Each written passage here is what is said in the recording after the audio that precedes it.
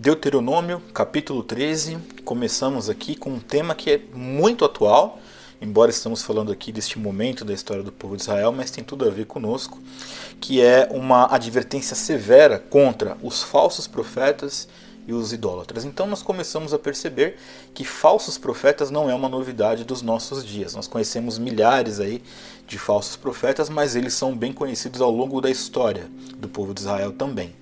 Só que aqui a coisa é muito mais severa. Aqui, quando você começa a ler esse capítulo, a advertência de Deus é o seguinte: olha, se aparecer diante de vocês aí um profeta ou sonhador dizendo o seguinte, olha, vamos aqui seguir outros deuses, trazendo uma falsa doutrina, a orientação aqui deste capítulo é que este cara deveria ser morto, que ele deveria ser apedrejado.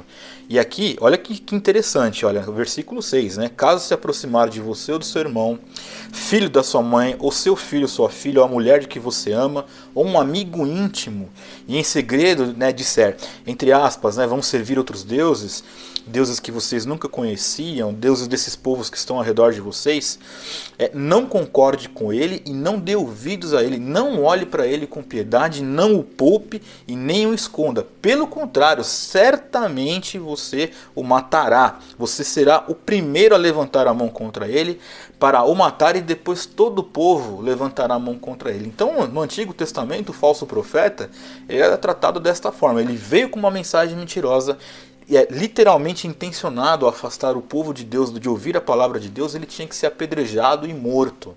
Isso é o que está na lei. Claro, nós então vamos sair apedrejando os falsos profetas de hoje? Claro que não. Isso não vigora para nós hoje, não podemos fazer isto. Tá? Então eu estou ensinando vocês. O que há aqui para pensarmos é o princípio de rejeitar os falsos profetas. Então, claro, né, nós não podemos fazer justiça com as nossas mãos, até porque nós também somos pecadores. Então aqui o contexto não se trata de apedrejar os falsos profetas hoje. Mas qual é a tratativa? É não ouvir os falsos profetas.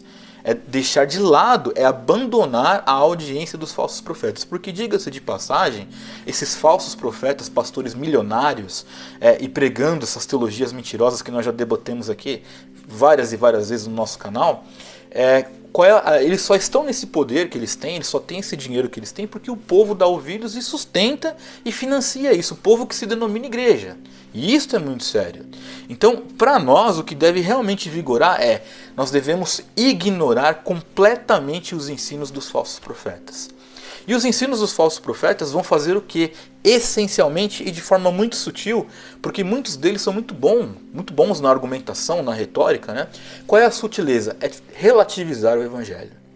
Quer seja dizendo que Deus é o Deus do dono de ouro e toda prata, e Ele é o dono de ouro e toda prata, mas em nenhum lugar do Evangelho diz que Cristo morreu na cruz para que eu ficasse rico, e sim para me salvar dos pecados.